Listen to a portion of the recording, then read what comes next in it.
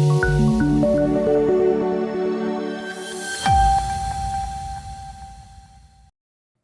દર્શક મિત્રો, સમાચારની વાત કરવામાં આવે તો મુખ્યમંત્રી ભૂપેન્દ્ર પટેલના વરદ હસ્તે અમદાવાદ ખાતે ગુજરાત ગુણવત્તા સંકલ્પ કાર્યક્રમનો શુભારંભ કરવામાં આવ્યો। મુખ્યમંત્રી ભૂપેન્દ્રભાઈ પટેલના વરદ હસ્તે અમદાવાદ ખાતે ક્વોલિટી કાઉન્સિલ ઓફ ઇન્ડિયા દ્વારા આયોજિત ગુજરાત ગુણવત્તા સંકલ્પ કાર્યક્રમનો શુભારંભ કરવામાં આવ્યો હતો।